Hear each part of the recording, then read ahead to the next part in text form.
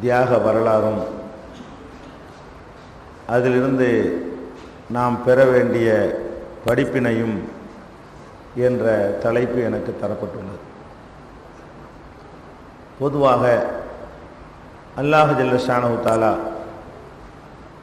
இறை தூதர்களை, நபிமார்களை, ரசூல்மார்களை இந்த உலகத்திற்கு அனுப்பி அவர்கள் வழியாக சத்தியத்தை எடுத்துச் சொல்லும் பொழுது அவர்களை ஏற்றுக்கொண்ட தோழர்கள் மூலமாகத்தான் அந்த இறை தூதர்களை பலப்படுத்தி வந்திருக்கிறான். இறை தூதர்களுடைய தனிப்பட்ட வெறும் பிரச்சாரத்தினால் மட்டும் அல்லாஹ் ரப்புல் ஆலமீன் இந்த மார்க்கத்தை மக்கள் மத்தியிலே கொண்டு செல்லவில்லை. எல்லா காலகட்டங்களிலும் பிரச்சாரம் செய்கிற இறை தூதர்களை யார் நம்பி ஏற்றுக்கொண்டார்களோ அவர்களிலே சில பேர் தங்களுடைய முழு வாழ்க்கையையும் அந்த இறை தூதரோடு சேர்ந்து அர்ப்பணிக்கக்கூடியவர்களாக திகழ்ந்தார்கள். அத்தகைய தியாகசீலர்கள் மூலமாகத்தான் ஒவ்வொரு சமுதாயத்திலும் அந்த நபிமார்கள் கொண்டு வந்த மார்க்கம் மக்களை சென்றடைந்து இருக்கிறது. இதை திருமறை குர்ஆனில் கூட அல்லாஹ் ரப்புல் ஆலமீன் பல நபிமார்களுடைய வரலாற்றை சொல்லி காட்டும் பொழுது குறிப்பிட்டு சொல்கிறான். ஈசா நபி அவர்கள் அன்றைய மற்ற நபிமார்களிலிருந்து இவர்கள் கொஞ்சம் வித்தியாசமான ஒரு இறை தூதர். இவர்கள் யாரை எதிர்த்தார்கள் என்று சொன்னால், வேதத்தை பெற்று வேதத்தை நம்பிக்கொண்டிருந்த யூத சமுதாயத்தை தான் ஈசா நபி அவர்கள் எதிர்க்கிறார்கள். அவர்களும் யூத இனத்திலே பிறக்கிறார்கள். அவர்கள் பிறக்கக்கூடிய காலத்திலே வாழ்ந்த மக்கள் அல்லாஹ்வை நம்பிய மக்களாக திகழ்ந்தார்கள்.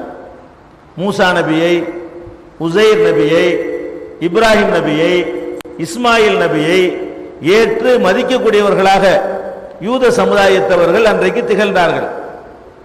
நபிகள் நாயகம் ஸல்லல்லாஹு அலைஹி வஸல்லம் காலம் வரை கூட யூதர்கள் மூசா நபியை ரொம்ப மதித்திருக்கிறார்கள் என்பதற்கு நமக்கு சான்றுகள் கிடைக்கின்றன. ஸல்லல்லாஹு அலைஹி வஸல்லம் அவர்கள் மதீனாவுக்கு சென்ற புதிதில் யூதர்கள் முஹர்ரம் 10வது நாள் நோன்பு வைக்கிறார்கள். அப்ப நபி ஸல்லல்லாஹு அலைஹி வஸல்லம் அவங்கள்ட்ட கேட்கிறாங்க, எதுக்கு இந்த நாளில் நீங்க நோன்பு வைக்கிறீங்க? யூதர்கள் சொல்கிறார்கள், இந்த நாளில் தான் எங்களுடைய நபி மூசா நபி அவர்கள் ஃபிரௌனிடமிருந்து காப்பாற்றப்பட்டார்கள். ஃபிரௌன் இந்த நாளில் தான் நைல் நதியிலே அல்லது கடலிலே மூழ்கடிக்கப்பட்டு இறந்தான். எதிரிகள் அழிக்கப்பட்ட ஒரு நாளாகவும் நாங்கள் பெரிதும் மதிக்கின்ற இறை தூதர் மூசா நபி அவர்கள் காப்பாற்றப்பட்ட நாளாகவும் இந்த நாள் இருக்கிறது. அதற்கு நன்றி செலுத்துகிற விதமாகத்தான் நாங்க முஹர்ரம் மாதம் 10வது நாள்ல நோன்பு வைக்கிறோம். இப்படி யூதர்கள் எப்போ வரைக்கும்? ஈசா நபி காலத்து யூதர்கள் இல்லை இவங்க. ஈசா நபிக்கு 600 ஆண்டுகளுக்கு பிறகு நபி ஸல்லல்லாஹு அலைஹி வஸல்லம் காலத்தில் வாழ்ந்த யூதர்கள் கூட மூசா நபியை மதிக்கிறாங்க. மூசா நபிக்கு அல்லாஹ் உதவி செஞ்ச காரணத்தினால் அந்த நாள் ரொம்ப இறைவனுக்கு நன்றி செலுத்தத்தக்க நாள் அப்படி நினைத்து நோன்பு வச்சிருக்கிறாங்க. அதனால ரசூல் ஸல்லல்லாஹு அலைஹி வஸல்லம் சொன்னாங்க, நான் அடுத்த ஆண்டு இருந்தால் மூசா நபியை உங்களை விட நான் மதிக்கிறவன். நீங்க ஒரு நாள் நன்றி கடன் செலுத்தினீர்களே ஆனால் நான் 2 நாள் செலுத்துவேன், 9, 10 நோன்பு வைக்குவேன் அப்படின்னு சொன்னாங்க. ஆனால் மறு ஆண்டு அவங்க இருக்கல என்பதை நம்ம ஹதீஸுகள்ல பார்க்கிறோம். சஹீஹுல் புகாரி உள்பட ஏராளமான நூல்கள்ல இது பதிவு செய்யப்பட்டிருக்கிறது. அப்ப இந்த யூத சமுதாயம் என்பவர்கள் வேதத்தை ஏற்றுக்கொண்ட சமுதாயத்தவர்கள், சொர்க்க நரகத்தை நம்பிய சமுதாயத்தவர்கள், அதே மாதிரி மறுமையை நம்பின சமுதாயத்தவர்கள், நபிமார்களை நம்பிய சமுதாயத்தவர்கள் இதெல்லாம் செய்து கொண்டிருந்தால் கூட இந்த வேதத்தை மார்க்கத்தை வைத்து புலப்புக்கு உரியதா மாத்தி இருந்தாங்க. அவங்களை எதிர்த்து தான் ஈசான, மற்றவங்க எல்லாம் டோட்டல் கொள்கையை மாற்ற வந்திருப்பாங்க. மற்ற நபிமார்கள் எல்லாம் அல்லாஹ்வையே சொல்லிக் கொடுக்க வந்திருப்பாங்க, மறுமையை சொல்லிக் கொடுக்க வந்திருப்பாங்க, சொர்க்க நரகத்தை சொல்லிக் கொடுக்க வந்திருப்பாங்க. ஆனால் ஈசா நபி அதை சொல்லிக் கொடுக்க வரவே இல்லை. அந்த மக்களே வேதத்தை வச்சு கொண்டிருக்கிறார்கள், அவங்களே நபிமார்களை ஏற்றுக்கொண்டிருக்கிறார்கள். நம்ம எல்லாம் மதிக்கிற மாதிரி இப்ராஹிம் நபி ரொம்ப மதிக்கக்கூடியவர்களா இருக்கிறாங்க. ஆனா அவங்க என்ன பண்ணிட்டாங்க, வேதத்தை ஒரு பக்கம் வைத்துக்கொண்டு அந்த மத குருமார்களாக திகழ்ந்தவர்கள், மக்களை தங்களுடைய கைப்பிடியில வைத்திருந்த மத குருமார்கள் என்ன செய்தார்கள், இந்த மதத்தை நம்ம ஏன் வைத்து பொழப்புக்கு பயன்படுத்தக்கூடாது என்று நினைத்து அவங்களுக்கு வசதியான சில செய்திகளை எல்லாம் சொல்லி மக்களை சுரண்ட ஆரம்பிக்கிறாங்க. இதை திருத்துறதுக்கு தான் ஈசா நபி, இதை மாற்றி அமைக்கிறதுக்கு தான் ஈசா நபி. சொர்க்கத்தையோ மறுமையோ சொல்லிக் கொடுக்கறதுக்கு இல்லை. அவங்களே நம்பி இருந்தாங்க. ஏற்கனவே இருந்த அந்த யூத சமுதாயம் இதையெல்லாம் நம்பிக்கை கொண்டவர்களாக இருந்தார்கள். அப்ப இந்த ஈசா நபி அவர்கள் அந்த மக்களுக்கு பிரச்சாரம் செய்யும் பொழுது அப்ப எதிர்ப்பு எவ்வளவுக்கு வருது என்று கேட்டால், ஈசா நபியே சொல்றாங்க, மன் அன்சாரி இலல்லாஹ். ஈசா நபி அவர்கள் ஹவாரியின்கிட்ட தன்னை ஏற்றுக்கொண்ட தொண்டர்களிடத்தில் கேட்கிறார்கள், மன் அன்சாரி இலல்லாஹ், அல்லாஹ்வுக்காக எனக்கு உதவி செய்யக்கூடியவர்கள் யார் என்று ஈசா நபி கேட்டார்கள். அப்ப கால் ஹவாரியூன நஹ்னு அன்சாருல்லாஹ், ஹவாரியின்கள் அவருடைய தோழர்கள் சீடர்கள் சொன்னார்கள், நாங்க அல்லாஹ்வுக்காக உங்களுக்கு உதவியா இருக்கிறோம். அப்ப அந்த நபி பெரிய அற்புதம் நிகழ்த்திய ஒரு நபி, தந்தை இல்லாமல் பிறந்த நபி, இறந்தவர்களை கூட அல்லாஹ்விடம் அனுமதி பெற்று சில நேரங்களில் உயிர்ப்பித்து காட்டிய ஒரு நபி, நோயாளிகளுடைய சில நோய்களை அல்லாஹ்வுடைய அருளால் தீர்த்து காட்டிய ஒரு நபி, இவ்வளவெல்லாம் சிறப்பு பெற்றிருந்த ஈசா நபி அவங்க, நானே இதை பார்த்துக்கிறேன், நானே இவங்களை ஒரு வழி பண்ணிடுவேன், இவங்களுடைய எதிர்ப்பை நானே சமாளிச்சுக்கிறேன், இவங்களை நானே திருத்திடுவேன், நானே அவ்வளவு பேருக்கு சத்தியத்தை சொல்லிடுவேன் என்று சொல்லாம என்ன கேட்கிறாங்க, மக்களை நோக்கி கேட்கிறார்கள், மன் அன்சாரி இலல்லாஹ், அல்லாஹ்வுக்காக எனக்கு உதவுறவங்க யார்? மக்கள் சொல்றாங்க, அவங்களை ஏற்றுக்கொண்ட மக்கள் சொல்கிறார்கள், நஹ்னு அன்சாருல்லாஹ், நாங்கள் அல்லாஹ்வுக்காக உங்களுக்கு உதவி செய்கிறோம். அப்ப இதுல என்ன விளங்குது, இறை தூதர்களுடைய பிரச்சாரம் வெற்றி பெற வேண்டுமானால் அவர்களை ஏற்றுக்கொண்ட மக்கள் அவர்களுக்காக உறுதுணையாக நிற்க வேண்டும், உதவி செய்ய வேண்டும், பக்கபலமாய் திகழ வேண்டும். இந்த சம்பவத்தை சொல்றதுக்கு முன்னாடி அல்லாஹ் ஒரு வாசகத்தோடு தான் இதை ஆரம்பிக்கிறான். ஈசா நபியோட இந்த வரலாற்றை சொல்வதற்கு முன்னாடி நம்ம கூப்பிட்டு அல்லாஹ் சொல்றான், கூனு அன்சார் அல்லாஹ், மூமின்களே நீங்கள் அல்லாஹ்வுடைய உதவியாளர்களாக ஆகிவிடுங்கள். எது மாதிரி உதவியாளர் ஆக வேண்டும் தெரியுமா? ஈசா நபி ஒரு சந்தர்ப்பத்தில் கேட்டார்களே, அப்ப அவங்களுடைய சகாக்கள் சொன்னார்களே, அந்த மாதிரி நீங்களும் உதவியாளர்களாக ஆகிவிடுங்கள். நீங்க அல்லாஹ்வுடைய தூதருக்கு நீங்கள் உதவியாளராக இருந்தால் அல்லாஹ்வுக்கு உதவியாளர்கள் அதுக்கு பேரு. அப்ப அல்லாஹ் என்ன சொல்றான், யா அய்யுஹல்லதீன ஆமனூ கூனு அன்சார் அல்லாஹ், நீங்கள் அல்லாஹ்வுக்கு உதவியாளராக ஆகிவிடுங்கள். கமா கால ஈசா இப்னு மரியம் லில் ஹவாரியின், ஈசா நபி தன்னுடைய தோழர்களுக்கு சொன்னாரே, மன் அன்சாரி இலல்லாஹ், எனக்காக அல்லாஹ்வுக்கு உதவி செய்பவர் யார் என்று கேட்டாரே, ஹவாரியின்கள் எல்லாம் சொன்னார்களே நாங்க உதவி செய்வோம் என்று. அந்த மாதிரி நீங்கள் அல்லாஹ்வுக்கு உதவியாளராக ஆகிவிடுங்கள் என்ற வசனத்தை சஹாபாக்கள் கேட்கிறார்கள். இந்த வசனம் நமக்கெல்லாம் பொருந்தும் என்றாலும் இது முதல்ல இந்த வசனம் சென்றடைந்தது சஹாபாக்களை, நபிகள் நாயகம் ஸல்லல்லாஹு அலைஹி வஸல்லம் காலத்தில் வாழ்ந்த மக்களை. அப்ப ஈசா நபிக்கு உதவியாளராக அந்த ஹவாரியின்கள் எப்படி ஆனார்களோ அது மாதிரி உதவியாளராக நீங்கள் ஆகிவிடுங்கள் என்ற கட்டளைக்கு பிறகு பல சஹாபாக்கள் முழுக்க முழுக்க தங்கள் வாழ்க்கையை இந்த மார்க்கத்திற்காக, மார்க்க பிரச்சாரத்திற்காக, நபி ஸல்லல்லாஹு அலைஹி வஸல்லம் அவர்களுடைய பக்கபலமாக இருப்பதற்காக, அவர்களுக்கு உறுதுணையாக திகழ்வதற்காக முழுமையாக அர்ப்பணித்தார்கள். அந்த அர்ப்பணிப்பு மட்டும் இல்லை என்று சொன்னால் இன்னைக்கு நமக்கு இந்த இஸ்லாம் இங்க வந்து சேர்ந்திருக்காது. ரசூல் ஸல்லல்லாஹு அலைஹி வஸல்லம் அவங்க மட்டும் பிரச்சாரம் பண்ணி அது அவர்கள் கட்டி காத்திருக்காவிட்டால், அந்த நேரத்தில் பக்கபலமாக இருந்திருக்காவிட்டால், ஏன்னா இவங்க அல்லாஹ்வுடைய உதவியாளர்களாக அல்லாஹ்வே சொல்றான். அப்ப சஹாபாக்களுடைய உறுதுணையின் மூலமாகத்தான் இந்த மார்க்கம் அன்றைக்கும் நிலை பெற்றது, இன்னைக்கு வரைக்கும் பாதுகாக்கப்பட்டு நம்ம இடத்துல வந்து சேர்ந்திருக்குன்னு சொன்னா அதுக்கு அந்த சஹாபாக்களுடைய தியாகங்கள் முக்கியமான காரணமாக இருந்ததை நம்ம மறந்துடக்கூடாது. அதனாலதான் நபிகள் நாயகம் ஸல்லல்லாஹு அலைஹி வஸல்லம் சொன்னாங்க, என்னுடைய சஹாபாக்களை நீங்கள் ஏசி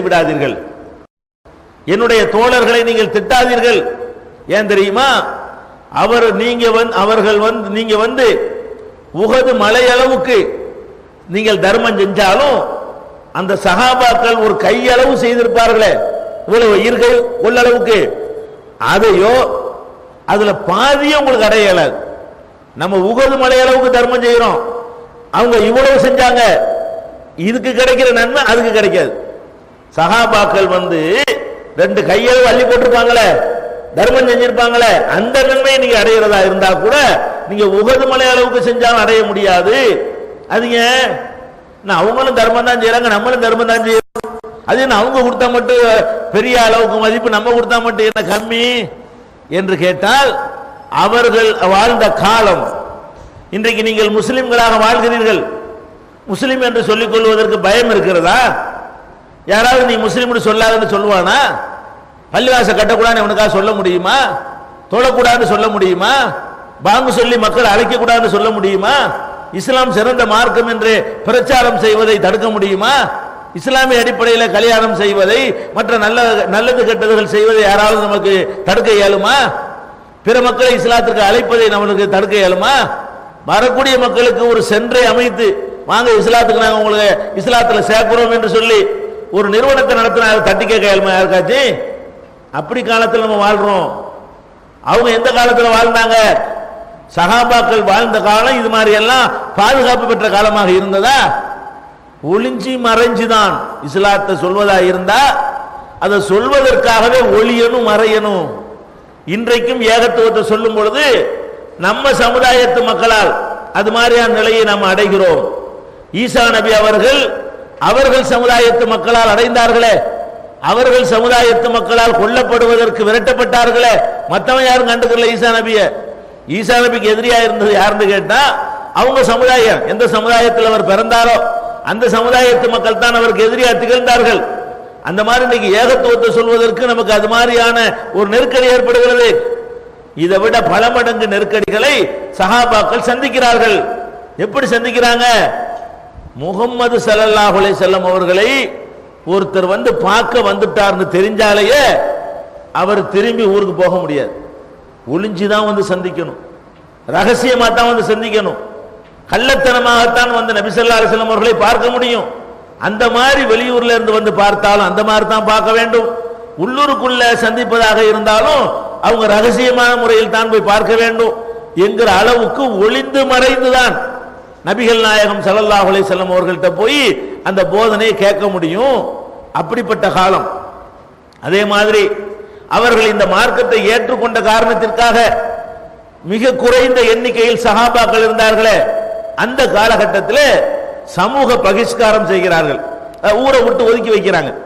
சமூக பகிஷ்காரம் என்றால் ஒட்டுமொத்த சமுதாயத்தில் இருந்து அவர்களை விலக்கி வைக்கிறார்கள், ஒதுக்கி வைக்கிறார்கள். எப்படி ஒதுக்கி வைக்கிறார்கள்?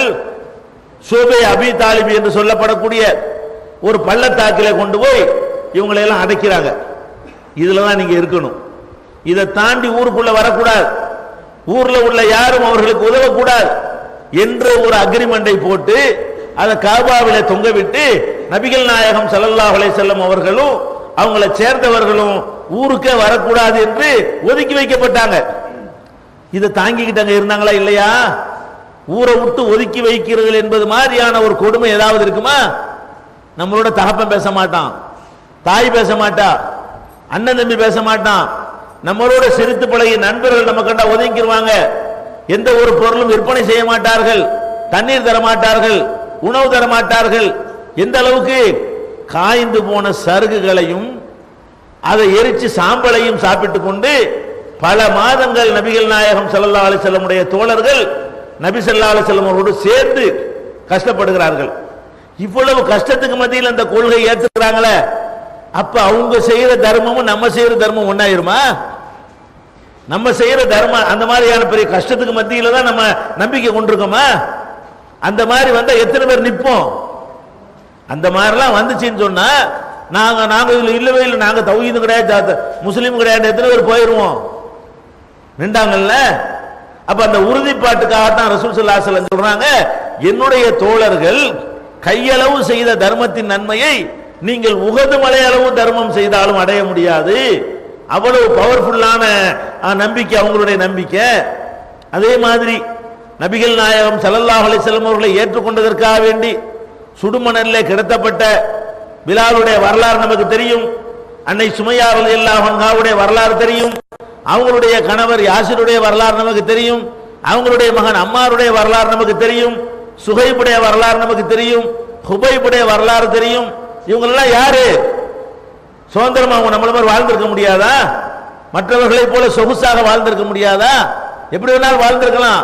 இந்த கொள்கை எங்களுக்கு முக்கியம், அல்லாஹ்வை ரசூலை நாங்க நம்பி இருக்கிறோம், அதுல நாங்க உறுதியாக இருப்போம் என்று சொன்னதற்காக உயிர் தியாகம் செய்யறாங்க, உடலை தியாகம் செய்யறாங்க, சித்திரவதைக்கு உள்ளாக்கப்படுறாங்க. எந்த அளவுக்கு நபிகள் நாயகம் ஸல்லல்லாஹு அலைஹி வஸல்லம் அவங்கள்ட்ட வந்து முறையிடுறாங்க. அல்லாஹ்வுடைய தூதரே, இன்னும் ஒரு அளவுக்கு மேல போகுதே, தாங்க முடியலையே, ரொம்ப ஓவரா கொடுமைப்படுத்துறாங்களே, ஏதாவது செய்யறதுக்கு பர்மிஷன் கொடுங்க. நான் பாதிக்கப்பட்டவர்கள்லாம் இப்படி ஒரு என்ன வரும்? எப்போதெல்லாம் ஒரு சின்ன சமுதாயத்தை பெரிய சமுதாயம் நசுக்குகிறார்களோ, அப்ப சின்ன சமுதாயமா இருக்கிறவர்கள் செய்வாங்க, ஏதாவது மறைமுகமான தாக்குதல்கள்ல ஈடுபட்டா தான் இது சரியா வரும். முதுகு பின்னாடி போய் நாலு தலைவனை அடிச்சுட்டு வந்தா தான் நம்ம சேஃப்டியா இருக்கலாம். இப்படி ஒரு எண்ணம் எல்லா காலத்திலையும் எல்லா சமுதாயத்துக்கும் வரும். நபிகள் நாயகம் ஸல்லல்லாஹு அலைஹி வஸல்லம் உடைய தோழர்களுக்கும் இந்த மாதிரியான ஒரு எண்ணம் வருது. பர்மிஷன் கேட்கிறாங்க. ரசூல் ஸல்லல்லாஹு அலைஹி வஸல்லம் செய்றாங்க, நீங்க அவசரப்படுறீங்க, நீங்க ரொம்ப அவசரப்படுகிறீர்கள். உங்களுக்கு முந்தி வாழ்ந்த நபிமார்களுடைய தோழர்கள் எல்லாம் என்ன செய்யப்பட்டார்கள் தெரியுமா? இரும்பு சீப்புகளால் மேனி உடம்பை கிழித்தார்கள், ரத்தம் உடம்பிலிருந்து வடிந்து கொண்டே. இறைவா இவங்களை மன்னிச்சிரு, இவங்க தவறு செய்கிறார்கள், அறியாத கூட்டமாக இருக்கிறார்கள் என்று சொன்னார்களே, அந்த நிலையை இப்ப அடைந்து விட்டீர்களா? அவ்வளவு கஷ்டம் நீங்க பட்டுட்டீங்களா? உங்களுக்கு அவ்வளவுக்கு துன்பம் வந்துட்டானா? அவசரப்படாதீங்க என்று பெருமானார் ஸல்லல்லாஹு அலைஹி வஸல்லம் அவர்கள் அந்த மக்களுக்கு ஆறுதல் சொல்கிறார்கள். அப்ப எவ்வளவு கஷ்டப்பட்டு எவ்வளவு சிரமப்பட்டு இருந்தால் நபி ஸல்லல்லாஹு அலைஹி வஸல்லம் அவங்கள்ட்ட போய் முறையிடுவாங்க. இவ்வளவு கஷ்டத்துக்கு மத்தியிலையும் நின்று தாக்கு பிடிக்கிறாங்க. ஒரு கட்டத்தில் ரசூல் ஸல்லல்லாஹு அலைஹி வஸல்லம் அவங்களுக்கு பொறுக்க முடியல. அந்த சஹாபாக்கள் டெய்லி அடி வாங்குறதும், டெய்லி சித்திரவதைக்கு ஆளாகிறதும், டெய்லி ரத்த காயத்தோடு அவங்க வந்து நபிகள் நாயகம் ஸல்லல்லாஹு அலைஹி வஸல்லம் முறையிடுறதும், அவங்களுடைய எஜமானர்களால், முதலாளிகளால், அவங்களுடைய தலைவர்களால் தன்னுடைய தோழர்கள் வந்து ரொம்ப பாதிக்கப்படுவதையும் கண்டு மனம் வெதும்பிய நபி ஸல்லல்லாஹு அலைஹி வஸல்லம் அவர்கள் வேற எங்கிட்டாவது ஓடிருங்க அனுமதி கொடுக்குறாங்க. எங்க ஓட சொல்றாங்க?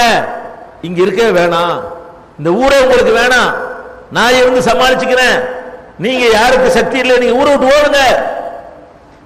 ஊரை விட்டு ஓடுறாங்க. எங்க ஓடுறாங்க? ஊரை விட்டு ஓடுறது என்பது சின்ன மேட்டரா? ஊரை விட்டுனா வீடு வாச சொத்து சுகம் அண்ணன் தம்பி நம்ம வாழ்ந்து பழகிய தெருக்கள் நண்பர்கள் இவ்வளவை விட்டு விட்டு ஒன்னும் தெரியாத ஒரு இடத்துக்கு எல்லாத்தையும் உதறி எரிஞ்சிட்டு போறதுன்னா பெரிய மேட்டரா?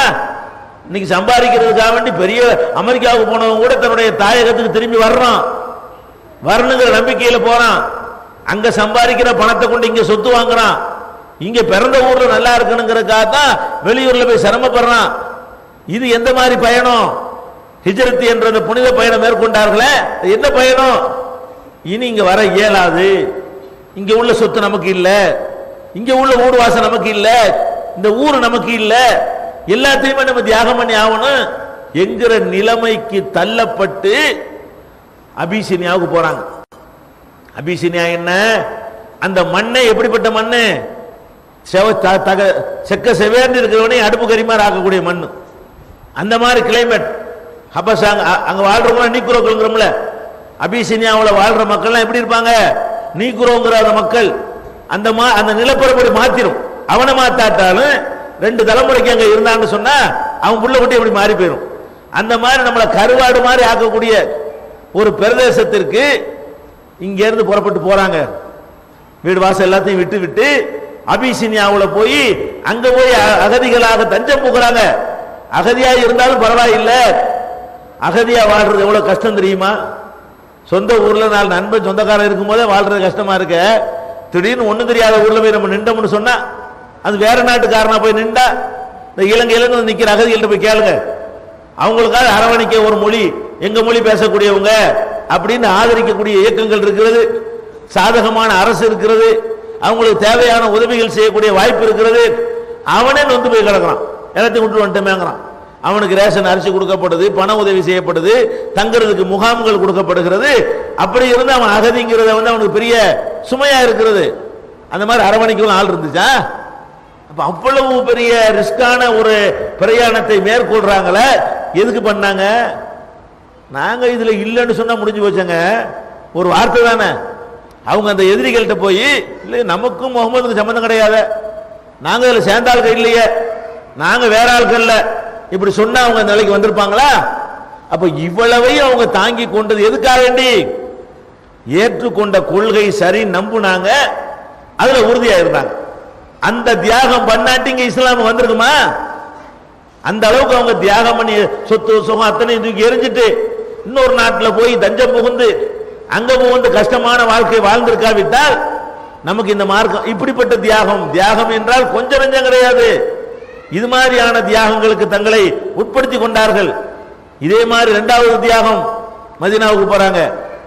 அதான் ஹிஜ்ரத் தானியான்னு சொல்லப்படக்கூடிய இரண்டாவது ஹிஜ்ரத்.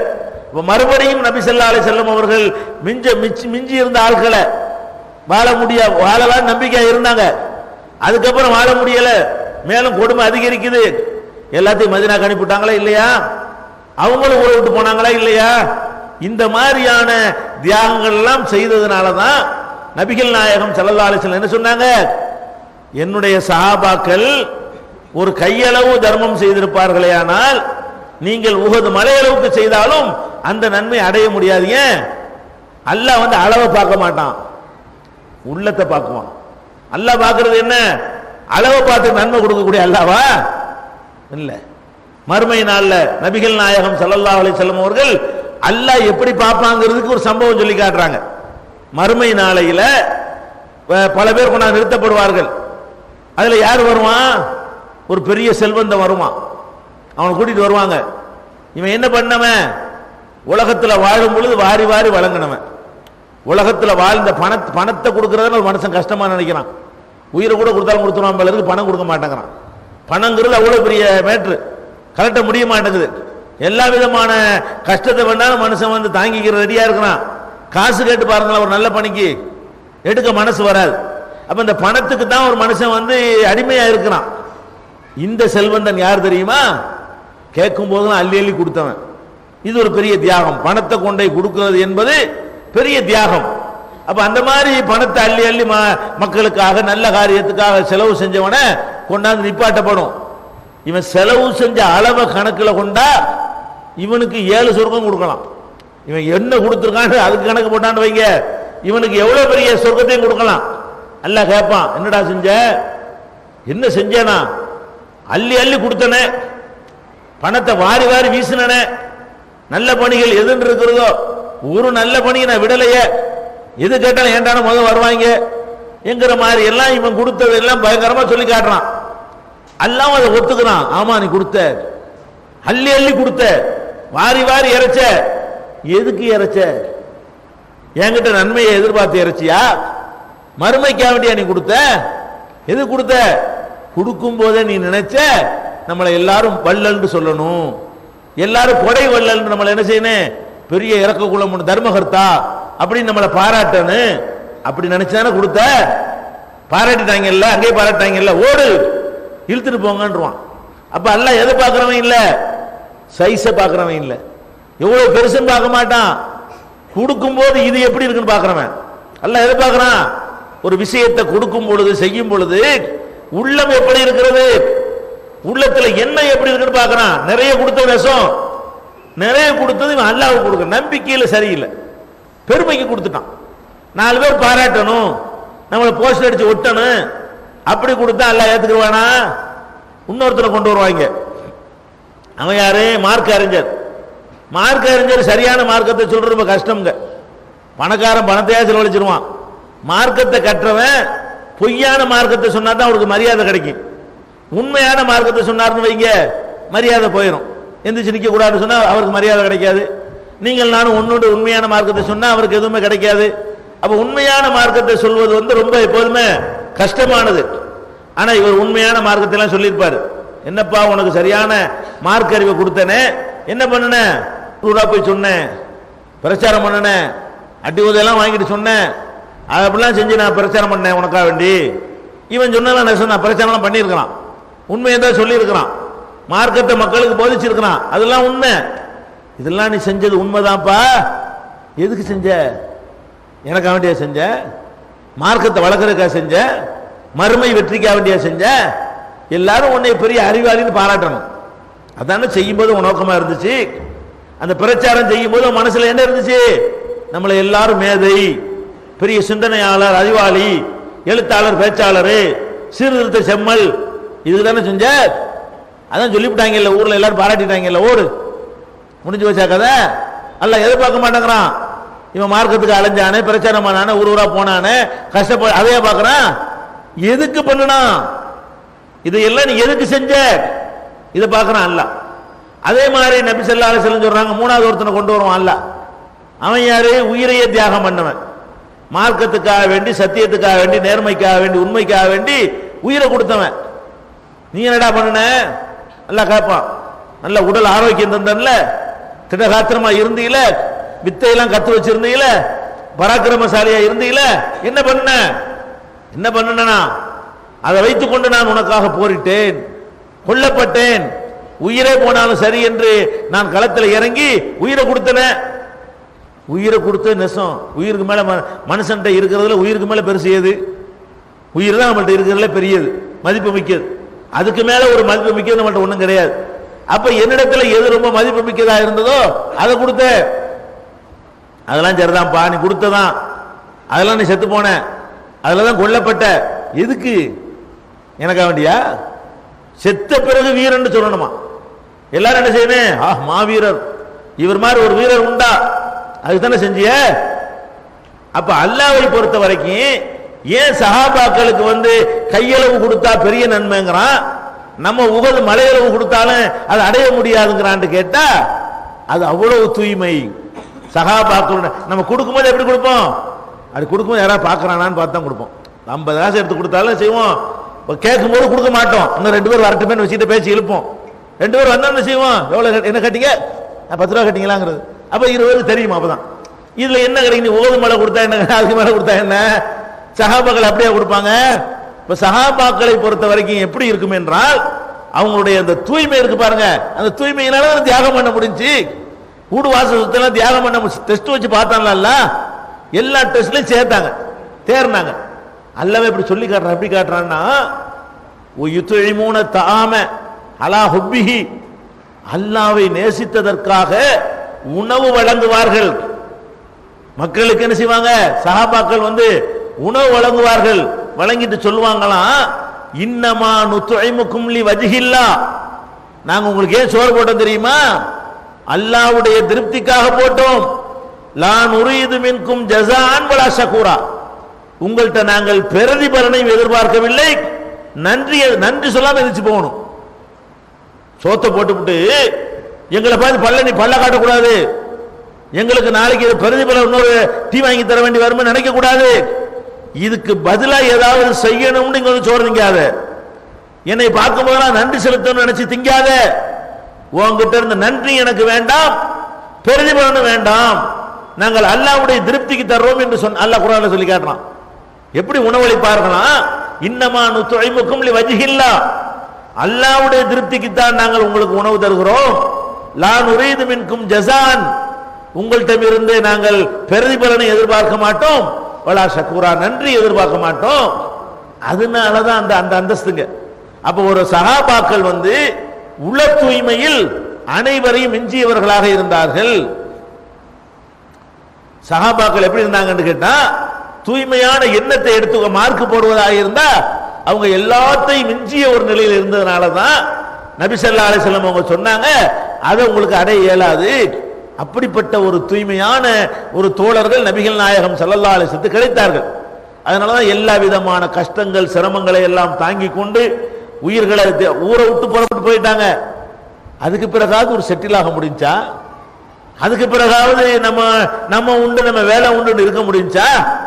இந்த நபிகள் நாயகம் ஸல்லல்லாஹு அலைஹி வஸல்லம் அவங்களோடு சேர்ந்ததற்காக வேண்டி எத்தனை யுத்தங்கள் அவர்களுக்கு திணிக்கப்படுகிறது.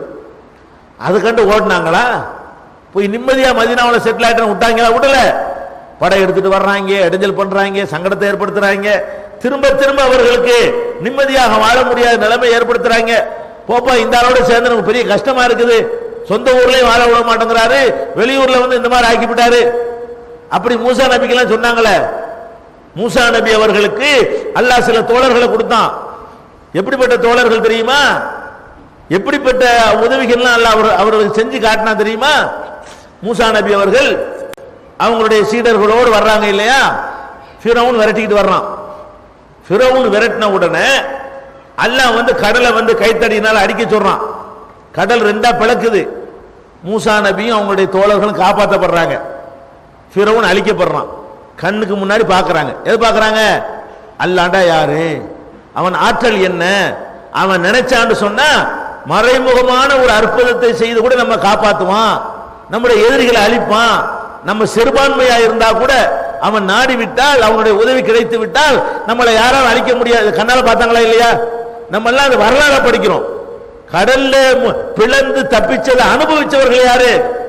மூசா நபியுடைய தோழர்கள். கண்ணுக்கு முன்னாடி ஒரு பெரிய சக்கரவர்த்தி, வல்லரசு அதிபர் ஃபிரௌன் அழிக்கப்படுவதை கண்ணால் பார்த்தவர்கள் யாரு? இப்படி பார்த்தா என்னங்க வரும் நமக்கெல்லாம்? நமக்கு நினைச்சுன்னு வைங்க, நம்ம எப்படி என்ன நிலைக்கு வருவோம்? அல்லாஹ் இருக்கிறாங்கல்ல, கடகளோ சந்தேகமாக வருவோம் நமக்கு. இப்படி ஒரு நிகழ்ச்சி நம்ம கண்ணுக்கு முன்னாடி நடந்து நம்மள ஒரு பெரிய சக்தி விரட்டிட்டு வருது, நம்ம ஒண்ணுமில்லாம இருக்கிறோம், அதிசயமான முறையில் நம்ம காப்பாற்றப்படுகிறோம், அதிசயமான முறையில் அவன் அழிக்கப்படுறான். கண்ணுக்கு முன்னாடி, நம்ம கண்ணு முன்னாடி வான்தும் தங்குரும் அல்லாஹ் சொல்றான். அட நீ பார்த்துக்கிட்டு இருக்கும் போதே மூணு கடிச்சனடா அப்படின்னு கேட்கிறானே.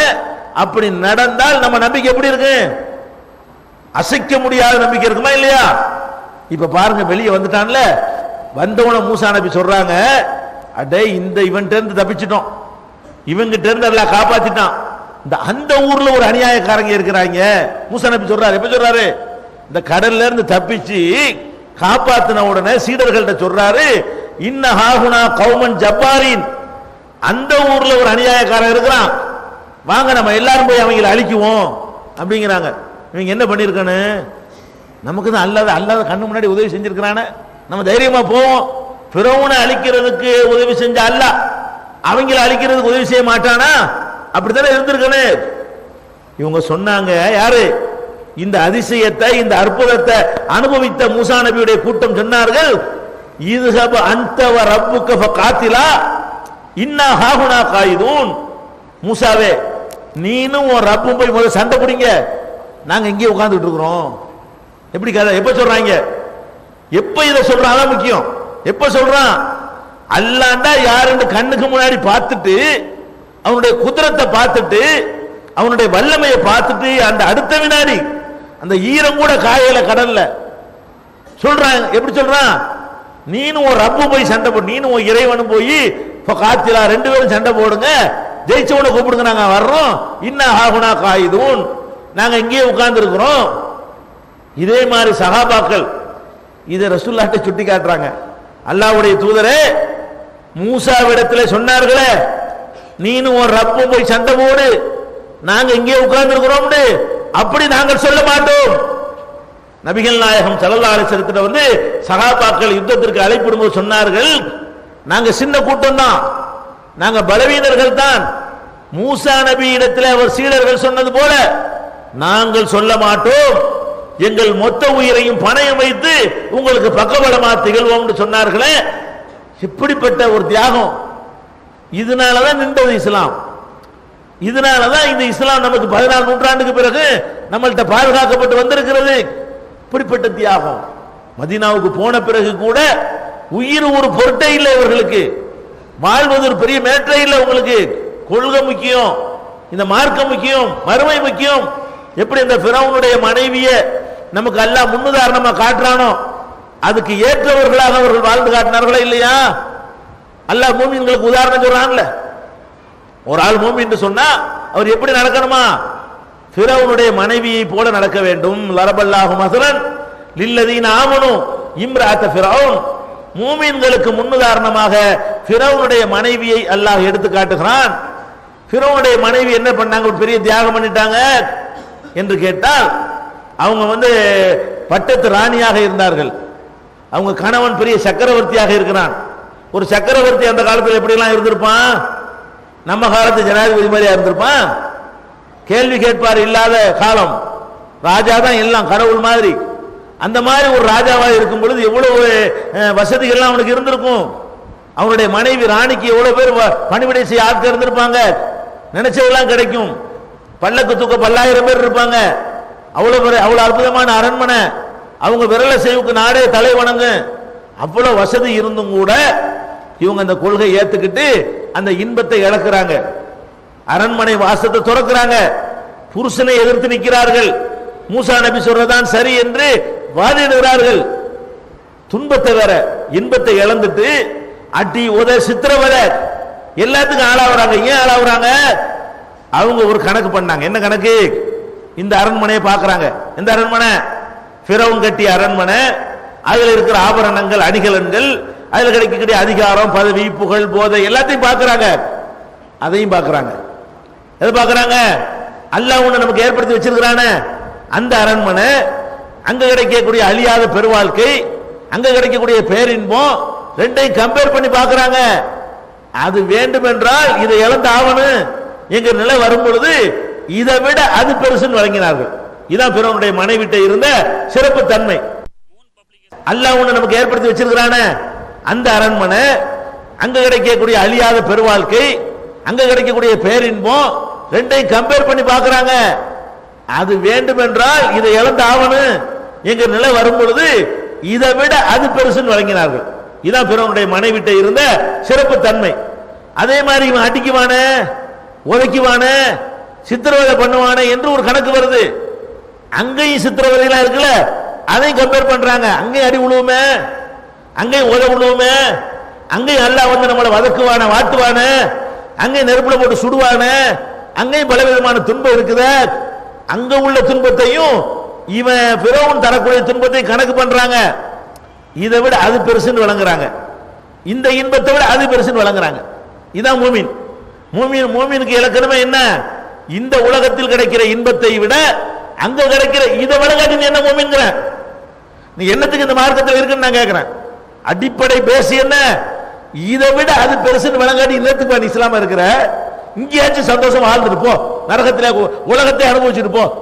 முதல்ல ஒரு மூமின் எதை வழங்கணும்? இந்த உலகத்து இன்பத்தை விட மறுமை இன்பம் பெருசு, இந்த உலகத்து துன்பத்தை விட மறுமை துன்பம் பெருசு.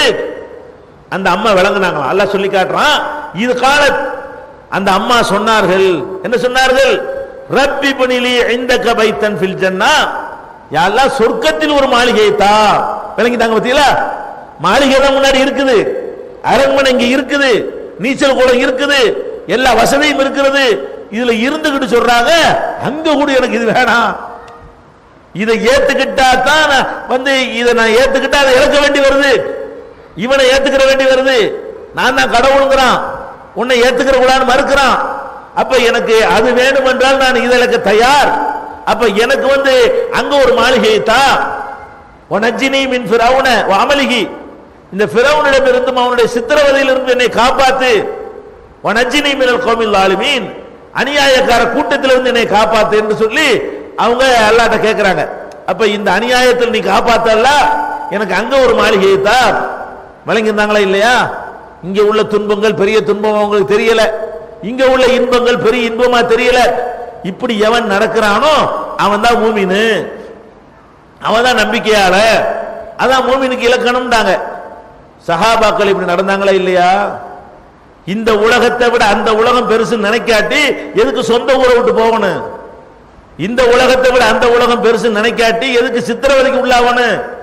இந்த உலகத்தை விட அந்த உலகம் பெருசு நினைக்காட்டி எதுக்கு களத்துல போய் நின்று சாவுதான் நிச்சயம்னு சொல்லி அவன் 1000 பேர் இங்க 300 பேரு தைரியமா போய் நிக்கணும். தற்கொலை செய்து போக முடியுமா? அப்ப அந்த சஹாபாக்கள் வந்து ஒரு மூமியினிடத்தில் இருக்க வேண்டிய முக்கியமான பண்பு மறுமை இம்மையை விட பெருசு. வல தாருல் ஆகிரத்து கைருன், மறுமை வாழ்க்கை தான் சிறந்தது என்கிற அடிப்படையை தெளிவாக விளக்கி வைத்திருந்த காரணத்தினால்தான் நமக்கு இங்க இஸ்லாம் இங்க நிக்குது நம்ம கிட்ட. அப்படி தியாகத்தில் வளர்ந்த மார்க்கம். இன்னைக்கு குர்ஆன் நம்ம முன்னாடி இருக்கிறது, ஹதீஸ் ரசூல் ஸல்லல்லாஹு அலைஹி வஸல்லம் உடைய ஹதீஸ்கள் நமக்கு கிடைக்கிறது. எப்படி கிடைச்சது? ரசூலுல்லாஹ் உங்கள்கிட்ட வந்து பேசிட்டு போனாங்களா? ரசூலுல்லாஹ் உங்கள்கிட்ட வந்து குர்ஆனை தந்தாங்களா? ரசூல் ஸல்லல்லாஹு அலைஹி வஸல்லம் உங்கள்கிட்ட வந்து ஹதீஸை தந்தாங்களா? இந்த குர்ஆனையும் இந்த ரசூலுல்லாஹ்வுடைய வழிகாட்டுதலையும் உங்களுக்கு தருவதற்காக அவங்க செஞ்ச தியாகம் சாதாரண தியாகம் இல்லை. இன்னைக்கு உங்கள்கிட்ட வந்து இதெல்லாம் கிடைச்சிருக்குன்னு சொன்னா எப்படி கிடைச்சிச்சு? அந்த காலத்துல புக்கு பிரிண்ட் பண்ணி ரசூலுல்லாஹ் கொடுத்துட்டு போயிட்டாங்களா? பிரிண்ட் பண்ணி நம்ம கொடுத்துட்டு போறோமே, நம்மளும் குர்ஆனை பாதுகாக்கிறோம். நம்ம வாரிசுகளுக்கு என்ன பாதுகாக்கிறோம்? 200 ரூபாய் கொடுத்து வாங்கி வச்சுக்கிறோம், அதான் பாதுகாக்கிறது. பிள்ளைக்கு அன்பளிப்பா கொடுக்கிறோம், இவ்வளவுதான் நம்ம பாதுகாக்கிறது. சஹாபாக்கள் இப்படியா பாதுகாத்தாங்க? எப்படி பாதுகாக்கிறாங்க? உள்ளத்துல ஏந்தி மனப்பாடம் செய்யறாங்க, உளுந்து உளுந்து மனப்பாடம் செய்யறாங்க. குர்ஆனை மரணம் செய்தவர்கள் நூற்றுக்கணக்கான பேரு எப்படி மனப்பாடம் செய்யறாங்க? பள்ளி வாசல கெதின்னு படுத்துக்கொண்டு, வீடு இல்லாம வாசல் இல்லாம, அல்லாஹ்வுடைய தூதர் கட்டிய மஸ்ஜித் நபவி இருக்குதே அங்கேயே படுத்துக்கொண்டு குர்ஆனோடவே தங்களை அர்ப்பணித்துக் கொண்டு ரசூலுல்லாஹ் எப்பவெல்லாம் பேசுகிறார்களோ ஒவ்வொரு பேச்சையும் காது கொடுத்து வாங்கி கொண்டு அதையே மனப்பாடம் அவங்க அதை மனப்பாடம் செஞ்சு வச்சிருக்காட்டி அடுத்த தலைமுறை கிடைச்சிருக்குமா? மனப்பாடம் செய்வதற்கு கொடுத்த விலை என்ன? வீடு வாசல் இல்ல, சொத்து சுகம் தேட முடியல, சுகமா இருக்க முடியல, எல்லாத்தையும் விட்டுவிட்டு என்ன செய்யறாங்க? அவங்க வாட்டுக்கு நம்ம மார்க்கத்தை அறியணும், மார்க்கத்தை கத்துக்கிறோன்னு எந்த அளவுக்கெல்லாம் கற்றார்கள், எந்த அளவுக்கெல்லாம் இதை தெரிந்து அடுத்த ஜெனரேஷனுக்கு எத்தி வைக்கிறார்கள் என்று கேட்டா முறை வச்சுக்கிடுவாங்க. எப்படி முறை? 2 பேர் கூட்டாளி ஆகிக்கிடுவாங்க. என்ன கூட்டாளி? நம்ம 2 பேரும் கூட்டு சேர்ந்து பொருளாதாரத்தையும் திரட்டுவோம், மார்க்கத்தையும் கத்துக்குருவோம். அது எப்படி கூட்டு சேர்றது? ஒரு நாளைக்கு நான் சம்பாதிக்க போயிடுறேன், நீ வந்து ரசூலுல்லாஹ்ட்ட போய் உட்கார், ரசூலுல்லாஹ் சொல்ற செய்தி எல்லாம் கேட்டு சாயந்தரம் வந்தோன்னு எனக்கு சொல்லு, நான் சம்பாரிச்சிட்டு வர்றேன்ல அதுல பாதி நான் உனக்கு தந்துடுறேன். அதாவது ஒரு ஆள் 2 பேருக்கு சம்பாதிக்கிறார். இப்ப அடுத்த நாளைக்கு நான் போய் ரசூலுல்லாஹ்ட்ட உட்கார்ந்துக்கிறேன், நீ போய் சம்பாதிக்க போ. அதாவது ஒரு நாளைக்கு ஒரு ஆள் சம்பாதிக்கணும், ஒரு ஆள் அவருக்கும் சேர்த்துக்கிட்டு என்ன செய்யணும்? இங்க மார்க்கத்தை கத்துக்கொள்ளணும். அந்த சம்பாதிக்க போனவர் இவருக்கு சேர்த்து சம்பாதிக்கணும். அப்ப 2 பேருக்காக சேர்ந்து ஒருத்தர் உழைக்கிறார், 2 பேருக்காக சேர்ந்து ஒருத்தர் மார்க்கத்தை கற்றுக்கொள்றார். பாதி வாழ்க்கைங்க, பாதி வாழ்க்கை அதுக்கு வழங்குதா உங்களுக்கு? இன்னைக்கு குர்ஆனை பேசுறீங்களா, உங்க பாதி வாழ்க்கை அர்ப்பணிச்சு தான் அடுத்த தலைமுறைக்கு சொல்றீங்களா? படிக்க கூட நேரம் இல்லை நமக்கு. நம்ம எப்படி இருக்கிறோம்?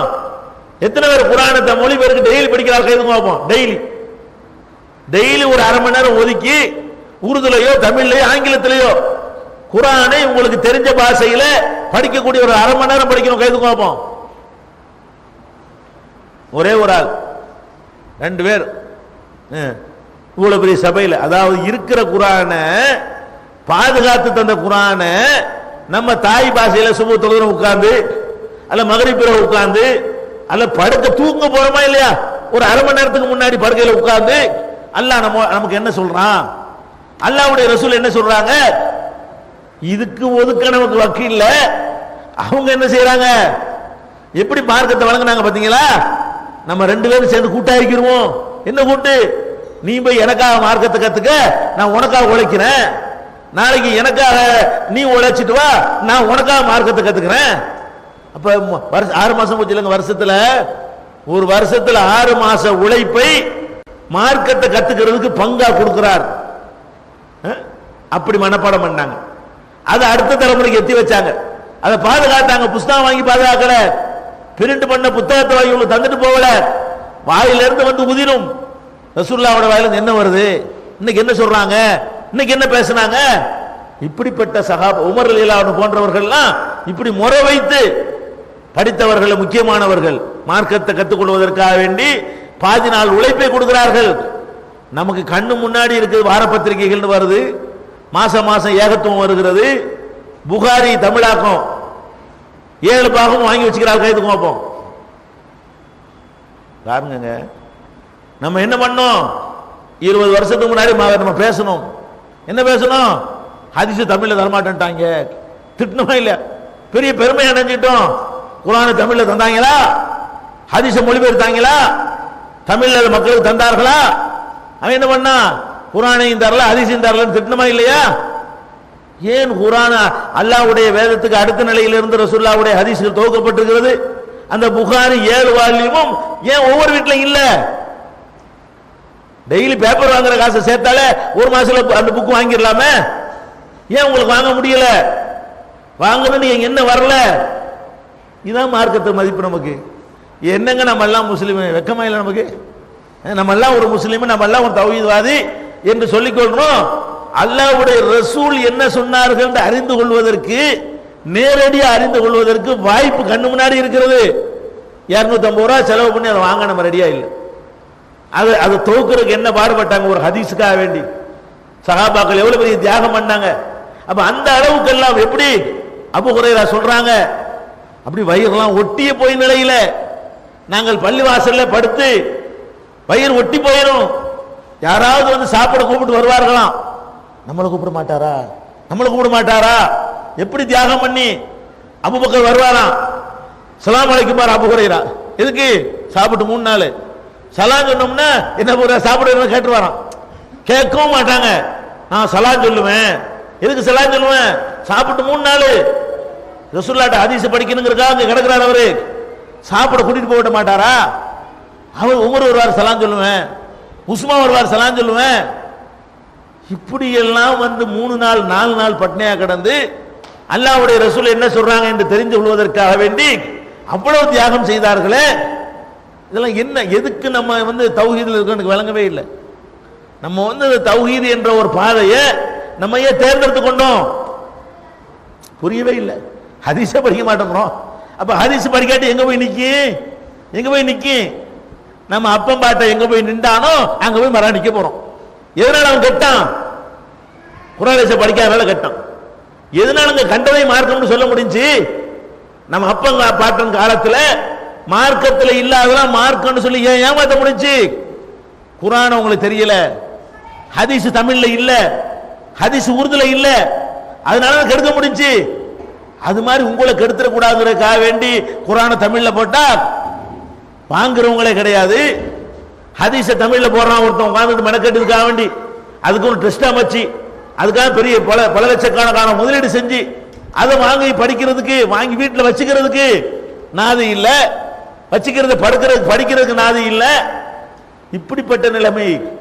அல்லது உருதுலையோ ஆங்கிலத்திலேயோ தமிழ்லையோ மொழிபெயர்ப்பு வீட்டில் வச்சுக்கிறவங்க எதுவும் பார்ப்போம், படிக்கிறீங்களோ இல்லையோ. எங்க வீட்டில் உருது குர்ஆன் மொழிபெயர்ப்பு இருக்குது, குர்ஆன் இங்கிலீஷ் மொழிபெயர்ப்பு இருக்குது, தமிழ் மொழிபெயர்ப்பு வச்சுக்கணும்னு சொல்றவங்க எதுவும் பார்ப்போம். அது கூட பாதி இருக்கு பார்த்துங்களேன்.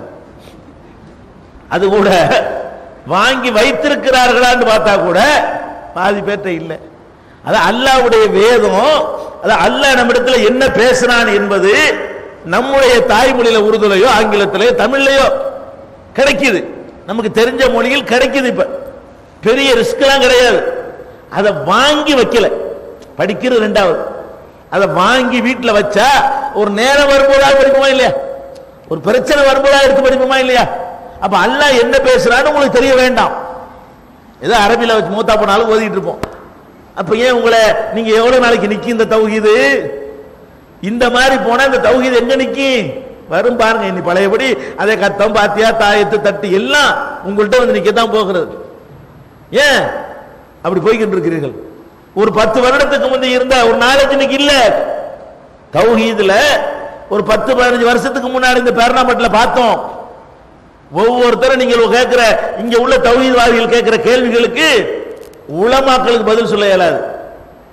15 ரொம்ப காலத்துக்கு முந்தைய நான் சொல்லவில்லை, நான் 15 வருஷத்துக்கு முந்தைய இந்த ஊர்ல தொடர்புட இருக்கிறேன். அந்த காலத்தில் வரும் பொழுது அப்ப தௌஹீதுல இருந்தாங்களே சகோதரர்கள், இவங்க சில கேள்வி கேட்பாங்க.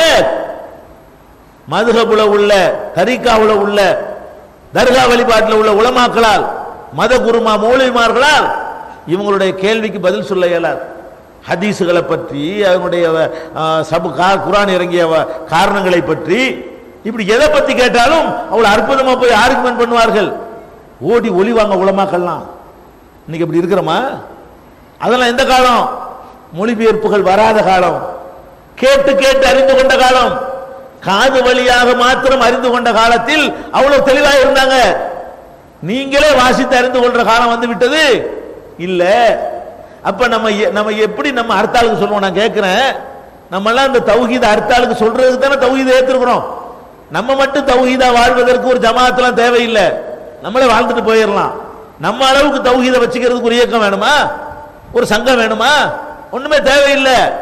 எதுக்கு சங்கம் ஜமாஅத் எல்லாம்? பிறருக்கு சொல்வதற்கு தான். சொல்லும்போது சங்கடங்கள் வரும், எதிர்ப்புகள் வரும், தனியா சமாளிக்க இயலாது. கூட்டா இருந்தால் அதை சமாளிக்கலாம், பொருளாதாரங்கள் தேவைப்படும். தனியா இருந்தால் அவ்வளவு ஒருத்தன் சமாளிக்க முடியாது. கூட்டா இருந்தால் அதுதானே பிரச்சாரத்துக்கு தானே சங்கம், பிரச்சாரத்துக்கு தானே இயக்கம், பிரச்சாரத்துக்கு தானே ஒரு தௌஹீத் ஜமாஅத் வச்சிருக்கிறோம். நீங்களே தெரியாட்டி எங்க போய் பிரச்சாரம் பண்ணுவீங்க? நீங்களே குர்ஆனை படிக்காட்டி எப்படி பிரச்சாரம் பண்ணுவீங்க? அப்ப நம்முடைய நிலைமை இப்ப ரொம்ப பேர்ணாம்பட்டை இப்படி இருந்தா மற்ற ஊர்ல கையெழுத்துக்க சொன்னா என்ன ஆகும்? பேர்ணாம்பட்டில் ஒரு மார்க்க அறிவு உள்ளவர்களுக்கு தொடர்ச்சி இருக்கிறது. இந்த ஊர்ல இந்த நிலைமை இருந்தா இன்னும் பல ஊர்களுடைய கதி என்ன? உங்களை மாத்துங்க. கஷ்டப்பட்டு இந்த மதிப்பு தெரியல, மாணிக்க கல் மதிப்பு தெரியலமாங்கல்ல, அது மாதிரி இருக்குங்க. இந்த குர்ஆனுடைய மதிப்பு, இந்த ஹதீஸுடைய மதிப்பு யாருக்கு தெரியல? ஆதிவாசின்னு சொல்லக்கூடிய நமக்கு தெரியல. யாருக்கு தெரியுது? யாருக்கு தெரியுது? மேற்கத்திய உலகத்துக்கு தெரிகிறது. இஸ்லாத்துக்கு வெளியே இருக்கிறவனுக்கு தெரியுது. அவன் பாட்டு கூட்ட கூட்டமா வர்றான். எதை பார்த்துட்டு வர்றான்? குர்ஆனை படிச்சு நம்ம அங்க முடியாடுறான். இதாண்ட சரியான மார்க்கம். அதுக்கு சொந்தக்காரன் நம்ம அதை படிக்க மாட்டேங்கிறோம், சிந்திக்க மறுக்கிறோம். அப்ப சஹாபாக்களுடைய தியாகத்துக்கு வருவோம். அப்ப நம்மளை இப்படி சொல்லி காட்டுவதன் மூலமா நம்ம என்ன சொல்ல வர்றோம்னா, சஹாபாக்கள் செஞ்ச தியாகம் என்னன்னு இப்ப வழங்குதா? நம்மால் அரை மணி நேரம் ஒதுக்க முடியாத ஒரு வேலைக்கு பாதி வாழ்நாளை ஒதுக்குகிறார்கள், முழு வாழ்நாளை ஒதுக்கி இருக்கிறார்கள். அது மாத்திரம் இல்ல, நபிகள் நாயகம் ஸல்லல்லாஹு அலைஹி வஸல்லம் அவர்கள் பல்லிகு அன்னி வலவ் ஆயா, என் மூலம் ஒரு செய்தி கேட்டாலும் அடுத்தவருக்கு எடுத்து சொல்லுங்கள் என்று கட்டளையிட்ட பிறகு ஃபல்யுபல்லிகு ஷாஹிதுல் காயிப், வந்திருக்கக்கூடியவர்கள் வராதவர்களுக்கு சொல்லுங்கள் என்று கட்டளையிட்ட பொழுது நபிகள் நாயகம் ஸல்லல்லாஹு அலைஹி வஸல்லம் உடைய கட்டளை ஏற்று எவ்வளவு சஹாபாக்கள் ஊரை விட்டு ஓடினாங்க, எவ்வளவு சஹாபாக்கள் வேறு நாடுகளில் அடக்கம் செய்யப்பட்டிருக்கிறார்கள். எல்லாருமே மதீனாவில் அடக்கம் செய்யப்பட்டிருக்காங்களா? எல்லாருமே மக்காவில் அடக்கம் செய்யப்பட்டிருக்கார்களா? சஹாபாக்களுடைய கபரிஸ்தான்கள் பல நாடுகளில் சிதறி கிடக்கிறது. அந்த நாடுகளுக்கு போக வேண்டிய அவசியம் என்ன? அவர்களுக்கு என்ன தேவை ஏற்பட்டது? தெரிஞ்ச மார்க்கத்தை எல்லா பக்கத்திலையும் கொண்டு போய் சொல்லுவோம். கற்ற மார்க்கத்தை நம்மோடு வைத்துக் கொள்ளாமல் நமக்கு தெரிஞ்சத அடுத்த தலைமுறைக்கு சொல்லுவோம்னு போனாங்களே, அந்த தியாகத்தினாலதான் உலகம் பூரா இஸ்லாம் பரவுனது. அப்ப இந்த மார்க்கத்தை பொறுத்த வரைக்கும் அந்த மாதிரி கஷ்டமான காலத்துல தாக்கு பிடித்தார்கள், அந்த மார்க்கத்தை கற்றார்கள், பாதுகாத்தார்கள். பாதுகாக்க முடியாத காலத்தில் பாதுகாத்தார்கள். பேப்பர் கம்ப்யூட்டர் இல்லாத காலத்தில் அந்த குர்ஆனை என்ன செஞ்சார்கள்? எலும்புகளையும் தோள்களையும் எழுதி பாதுகாத்தார்கள், உள்ளத்திலே மனப்பாடம் செய்து பாதுகாத்தார்கள். இப்படி எல்லாம் செய்த தியாகத்தினுடைய விளைவாகத்தான் இந்த மார்க்கம் நம்முடைய கையிலே கிடைத்திருக்கிறது. அது மாத்திரமில்லை, அந்த சஹாபாக்களை பொறுத்த வரைக்கும் நீங்கள் உலகத்தில் எங்க வேணாலும் பாருங்க, ஒரு தலைவன் ஒரு இயக்கத்தை உண்டாக்குகிறான், உண்டாக்கிட்டு மண்டையை போட்டான்னு வைங்களேன், அவனுடைய சித்தாந்தத்தை அழிக்கிறது யாரா இருக்குன்னு நினைக்கிறீங்க? எதிரி அழிக்க மாட்டான். எந்த இயக்கத்தினுடைய சித்தாந்தத்தையும் அழித்தவர்கள் யாருன்னு பாத்தீங்கன்னு சொன்னா அவனுடைய சீடர்கள் தான் அழித்திருப்பார்கள், அவனை ஏற்றுக்கொண்டவர்கள் தான் அழித்திருப்பார்கள். எல்லா தலைவர்களுடைய வரலாற்றை எடுத்துக்கொண்டாலும் சரி, புத்தர்னு சொல்றாங்க, அவர் என்ன சொன்னாரு? கடவுளை இல்லைன்றார், அன்பே சிவம்டாரு, அன்பு தான் கடவுள், கடவுள் தனியா ஒன்று கிடையாதுன்றாரு. அவரை கடவுள் ஆக்குனது யாரு? அவர் உண்டாக்குன சீடர்கள் தான். அவர் கடவுளை இல்லைன்றாரு, அவரே கடவுள் உண்டாக்கி அவருக்கு பல்லுக்கு கோயில், மண்ணுக்கு கோயில், கண்ணுக்கு கோயில்னு சொல்லி அவரை தெய்வமாக்குனது யாரு? தெய்வம் இல்லை என்று சொன்னவர்களை வேற ஒருத்தனை அவரை தெய்வமாக்கிட்டான். யார் அவரை மதித்தார்களோ அவர்கள் தான் அவரை தெய்வமாக ஆக்கினார்கள். அதே மாதிரி ஒருத்தர் நம்ம நாட்டில் கூட ஒருத்தர் கடவுளை இல்லைன்னு கத்திட்டு இருந்தாரு, மூட நம்பிக்கைன்றாரு. ஏன்டா போய் கல்லுக்கு போய் மாலை போடுறீங்கன்றாரு. அவரை கல்லாக்கி மாலை போட்டவன் யாரு? இந்த பெரியார் ஒருத்தர் இருந்தார்லங்க, அவர் என்ன கேட்டாரு? அதுக்கு இருக்கணும்ல, கல்லுக்கு ஏண்டாமா போய் பூஜை செய்றீங்க, கல்லுக்கு ஏண்டா தேங்காயை கொண்டு போறீங்க, மாங்காயை கொண்டு போறீங்க, அந்த கல்லுக்கு விளங்குமாடா? அது பேசுமா? அதுக்கு ஏதாவது பதில் தருமா? அதுக்கு ஏதாவது சக்தி இருக்குதா? அது எந்த காலத்தில் பேசியதெல்லாம் வசனம் பேசினார்களே, என்னாச்சு? அவருடைய சீடர்கள் பெரியாருக்கு சிலை வச்சுட்டாங்க.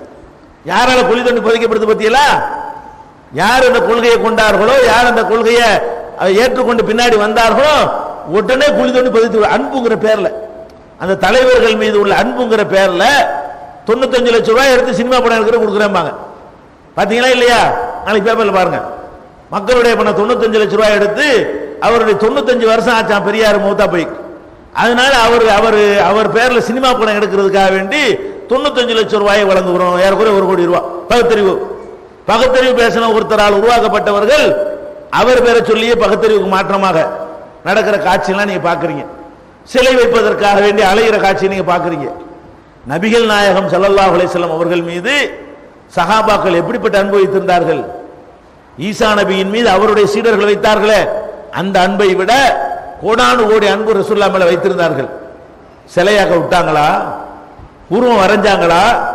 வரைய விட்டுருந்தா என்ன கதிக்கு ஆயிருக்கும்? ஏகத்துவம் கிடைச்சிருக்குமா? அவங்க எப்படிப்பட்ட தியாகம் பண்ணாங்க?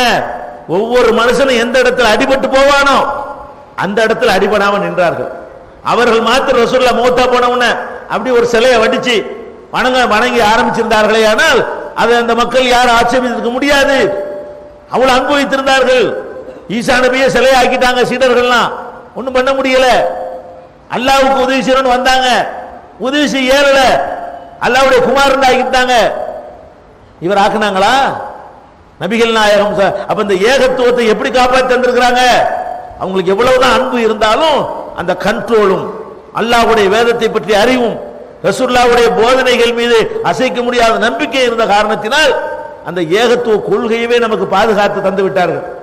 இன்னைக்கு வரைக்கும் சிலை வைக்கலன்னு பெருமை அடிக்கிற ஒரு சமுதாயம். மற்றவெல்லாம் சிலை வைக்கிறதுக்கு போராடிக்கிட்டு இருக்கிறான், நம்மளாம் சிலை வச்சா தொலைச்சு விடுவாங்கிறோம்.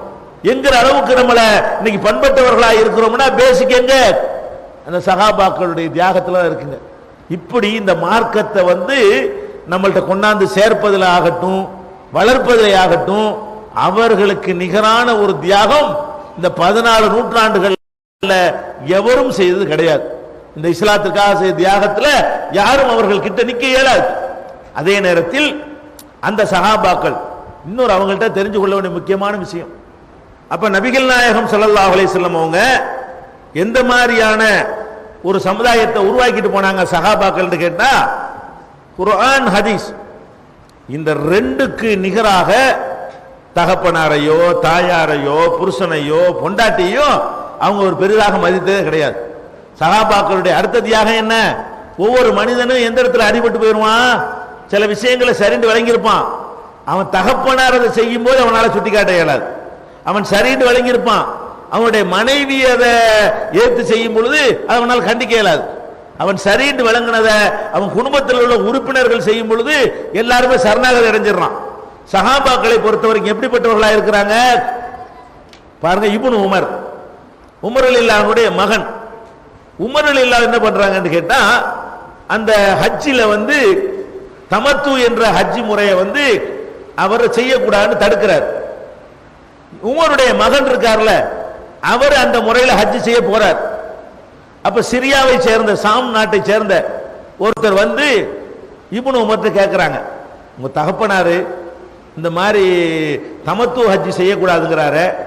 தமத்து ஹஜ்ஜின்னா ஹஜ்ஜுக்கு தனியா ஒரு முதல்ல இஹ்ராம் கட்டி உம்ரா செய்து விட்டு அதுக்கு பிறகு இஹ்ராம் இல்லாமல் மக்காவில் கொஞ்ச நாள் இருந்து விட்டு ஹஜ்ஜுடைய காலம் வந்தவுடனே மறுபடியும் இஹ்ராம் கட்டி ஹஜ் செய்யறதுக்கு பேர் தமத்துங்கிறது. இப்படி செய்யக்கூடாது, ஒன்னு ஹஜ் மட்டும் தனியா செய்யணும், அல்ல ஒரே இஹ்ராம்ல ரெண்டையும் செய்யணும் அப்படிங்கிற மாதிரி உமர் சொல்றாங்க. அதை மீறி இப்னு உமர் என்ன பண்றாங்க, தமத்து முறையில் ஹஜ் செய்யறாங்க. அப்ப இதை ஒருத்தர் கேட்கிறாரு, என்னங்க உமர் இதெல்லாம் வேணான்னு சொல்றாரு, தடுத்திருக்கிறாரு, அவர் தடுத்ததை நீங்க எப்படி செய்யலாம்? அப்ப இப்னு உமர் செய்யறாங்க, எங்க வாப்பா என் தகப்பனார் ஒன்றை தடுத்திருக்கிறார், அல்லாஹ்வுடைய தூதர் அதை செய்திருக்கிறார். இப்ப நான் அல்லாஹ்வுடைய தூதர் சொல்ற கேட்க சொல்றியா, என் தகப்பனார் சொல்றத கேட்க சொல்றியா? அவர் கேட்கிறார். அப்ப என் தகப்பனுடைய சொல் பின்பற்றத்தக்கதா, அல்லாஹ்வுடைய ரசூலுடைய சொல் பின்பற்றத்தக்கதா? அல்லாஹ்வுடைய ரசூலுடைய சொல்லுதான். அப்ப ரசூலுல்லாஹ் தமத்து பண்ணியிருக்கிறாங்க, அதை எப்படி என் தகப்பனார் தடுக்கலாம்?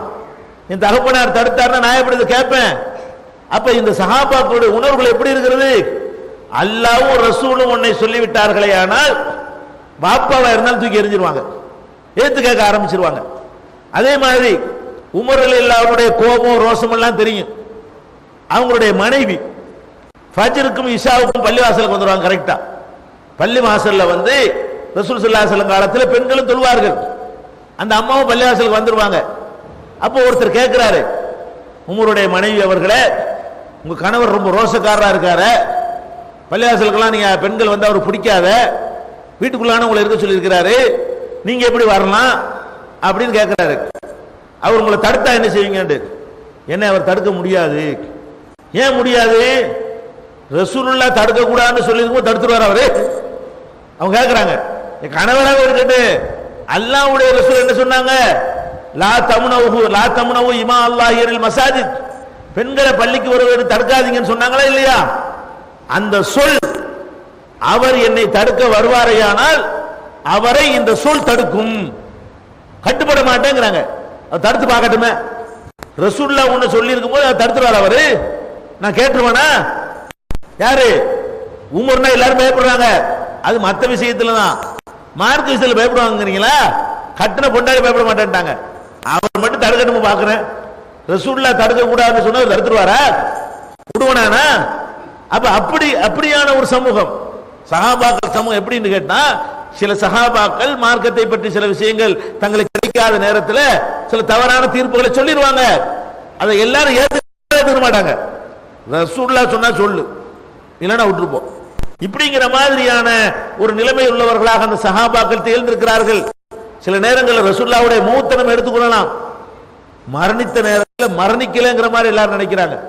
அதிகமான பேர் உமர் ரலியல்லாஹு அபூபக்கர் வந்து ஆதாரத்தை அள்ளி போட்டோன்னு எல்லாம் மாறினாங்களா இல்லையா? அப்படியா? குர்ஆன்ல அப்படியா இருக்குது? ரசூலுல்லாஹ் மூத்தா போயிட்டாங்கன்னு இருக்குதா? மூத்தா போயிட்டாங்கன்னு இருக்குதா என்று கேட்ட உடனே அல்லாஹ் சொல்லிட்டான்னு அப்படியே மாத்திக் கொள்வார்கள். அல்லாஹ்வுடைய ரசூல் சொல்லிவிட்டார்கள் என்றால் அப்படியே சரணடையக்கூடியவர்கள். ஒட்டுமொத்த சமுதாயத்தையும் நபிகள் நாயகம் ஸல்லல்லாஹு அலைஹி வஸல்லம் அவர்கள் இப்படித்தான் உருவாக்கிட்டு போனார்கள். அபூபக்கரா இருந்தாலும் சரி, உமரா இருந்தாலும் சரி, உஸ்மானா இருந்தாலும் சரி, அலியா இருந்தாலும் சரி, அவர்களே சில தீர்ப்புகளை குர்ஆனில் சொல்லி விடுவார்களே, ஆனால் சஹாபாக்கள் ஒன்று ஏத்து கேட்டுவாங்க, கட்டுப்பட மாட்டோன்றாங்க, உங்களுக்கு அதிகாரம் இல்லைன்றாங்க என்கிற அளவுக்கு அந்த சஹாபாக்களுடைய வாழ்க்கை அமைந்திருப்பதை நம்ம பார்க்கிறோம். அப்ப சஹாபாக்களுடைய தியாகத்தை நம்ம புரிந்து கொண்டு இது மாதிரியான உணர்வுடையவர்களாக நம்ம வாழ்க்கை அமைத்துக் கொண்டு நம்மை சுத்தி நிறைய வேலை இருக்கிறது. அதுக்குதான் இந்த கூட்டம் போட்டு நோக்கமே என்ன? ஒரு காலத்துல ஏகத்துவ எழுச்சி கோட்டையா இருந்த இந்த பேரணாம்பட்டு நடக்குது. இங்க பார்த்தா ரொம்ப ஒரு டல் அடிக்கிற காட்சியை பார்க்கிறோம். தாவா ரொம்ப பின்னுக்கு போய்விட்டது, பிரச்சாரம் செய்வது அப்படியே ஓஞ்சு போய்விட்டது.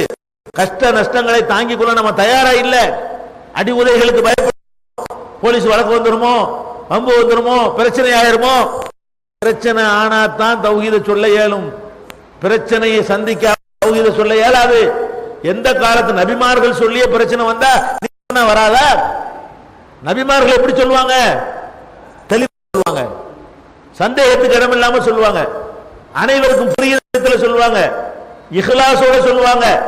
தாங்கள் சொல்வது உண்மைக்கு சில அற்புதங்களை செய்து காட்டிவிட்டு சொல்வார்கள். அந்த பிரச்சாரத்துக்கு எதிர்ப்பு வந்திருக்குன்னா உங்க பிரச்சாரத்துக்கு வராதா? கஷ்டம் வராதா? அடிதடி வராதா? வந்தாலும் என்ன கூடியவர்கள் ஏன் இப்ப காணோம்? ஏன் அது மாதிரி இறங்க மாட்டேங்கிறீங்க? அப்ப நமக்கு வந்து மார்க்கத்தின் மீது நம்பிக்கை குறைஞ்சு கொண்டே வருது. பழைய நம்ம யோசிச்சு பார்க்கிறோம். ஒரு காலத்துல அகல ஹதீஸ் என்ற ஒரு ஜமாத்தை உருவாக்கினார்கள். எதுக்கு உருவாக்கினார்கள்? எதுக்கு உருவாக்குனாங்க? இந்த தர்கா, தரீகா, பிதத்து, தாயத்து, தட்டு, தகடு, பாத்தியா, மௌலுது, இதெல்லாம் ஒழிச்சு கட்டுவதற்கு தான் உண்டாக்கினார்கள். உண்டாக்கி பாடுபட்டார்கள். கடைசியில் என்னாச்சு? என்னைக்கு தாவாவை விட்டார்களோ, பிரச்சாரத்தை விட்டார்களோ, அவங்கள்ட்ட போய் மற்ற கருத்து உடையவர்கள்ட்ட போய் பிரச்சாரம் செய்வதற்கு பதிலா நம்ம பள்ளிவாசலுக்குள்ள மட்டும் வச்சுக்கிருவோம், நம்ம கொள்கை ஏத்துக்கிறவர்களுக்கு மட்டும் வச்சுக்கிறோம் எப்ப ஒதுங்கினார்களோ, வெளியில போய் அழைப்பு கொடுக்கவில்லையோ, என்னவாச்சு? தாயத்து போடுற அகல ஹதீஸ் நம்ம இன்னைக்கு பாக்குறோம். வரதட்சணை வாங்குற அகல ஹதீஸ்காரரை பாக்குறோம். வீட்டுல பாட்டல் கட்டி தொங்க விடக்கூடிய அகல ஹதீஸ். என்னப்பா அகல ஹதீஸ்? நாங்க ஆமீன் சத்தம் போட்டு சொல்றோம்ல, அதான் அகல ஹதீஸ். அகல ஹதீஸ் என்ன அர்த்தம்? சத்தம் போட்டு ஆமீன் சொல்லிட்டாங்கன்னா அகல ஹதீஸுங்க. கை கட்டிட்டாங்கன்னா அகல ஹதீஸ், இவ்வளவுதான் அகல ஹதீஸ். மத்தெல்லாம் அடிப்படையே காணோம். ஆயத்து போடுற அகல ஹதீஸ், தட்டு எழுதுற அகல ஹதீஸ், பாட்டில் தொங்க விடுற அகல ஹதீஸ், சடங்கு சம்பிரதாயம் செய்யற அகல ஹதீஸ் எல்லாம் இன்னைக்கு பாக்குறோம். அதை நோக்கி நம்ம போய்கிட்டு இருக்கிறோமா இல்லையா? இப்ப இப்படி இருந்தா எங்க போவீங்க? அவனை 400 வருஷம் தாக்கு பிடிச்சான், 40 வருஷம் தாக்கு பிடிக்க காணாம, 20 வருஷமும் தாக்கு பிடிக்க காணாம அந்த லட்சணத்தில் போய் கொண்டிருக்கிறோம். எனவே சஹாபாக்களுடைய அந்த வாழ்க்கையை முன்னுதாரணமாக கொண்டு அல்லாஹ் வந்து அன்சார், அல்லாஹ்வுடைய அன்சார்களாக ஆகுங்கிறான. இனிமே நபிமார்கள் வரமாட்டாங்க. நபிமார்களுக்கு போய் நீங்க உதவியாளர் ஆக முடியாது. நபிமார்கள் கொண்டு வந்த கொள்கைக்கு தான் இனி உதவியாளர் தேவை. ரசூல் ஆளும்போது ரசூலுல்லாஹ்வுக்கு உதவியாளர், இப்ப குர்ஆனுக்கு உதவியாளர், ஹதீஸுக்கு உதவியாளர், அதை கொண்டு செயல்படுத்துவதற்கு உதவியாளர். அவங்க இன்னைக்கு தேவைப்படுகிறார்கள். உதவியாளர்கள் இப்ப இல்ல. குர்ஆனை தூய வடிவில் மக்கள்கிட்ட கொண்டு செல்வதற்கு, அதற்காக தியாகம் செய்வதற்கு, அடி உதை வாங்குவதற்கு, ஊர் நீக்கத்தை சகித்துக் கொள்வதற்கு, துன்பங்களை தாங்கிக் கொள்வதற்கு, இதனால் கிடைக்கக்கூடிய மறுமை நன்மை எதிர்பார்த்து செயல்படுவதற்கு இன்றைக்கு நம்ம பின்தங்கியவர்களாக இருக்கிறோம்.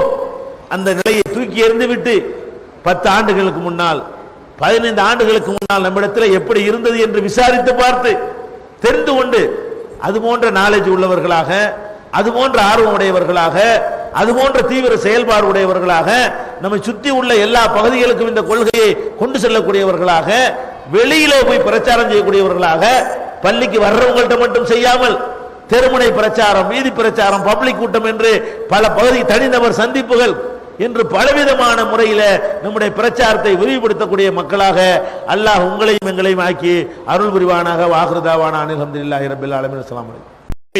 திருக்குரானின் அறிவியல் சான்றுகள் பாகம் 2. இஸ்லாம் பெண்கள் உரிமையை பறிக்கிறதா? பிறை ஒரு விளக்கம். இஸ்லாம் ஒரு இனிய மார்க்கம். நபி தோழியர் வரலாறு. குற்றச்சாட்டுகளும் பதில்களும். நோன்பு. இயேசு இறைமகனா? வருமுன் உரைத்த இஸ்லாம். உண்மை தோழர் அபூபக்கர் அலி. பெண்களுக்கான நபி வழி சட்டங்கள். அறிவுச்சுடர் அன்னை ஐசார் அலி. இஸ்லாத்தில் சொர்க்கம் நரகம். நபி தோழர்களும் நமது நிலையும். துவாக்களின் தொகுப்பு. முகைதீன் மௌலிது ஒரு ஆய்வு. குரானை எளிதில் ஓதிட.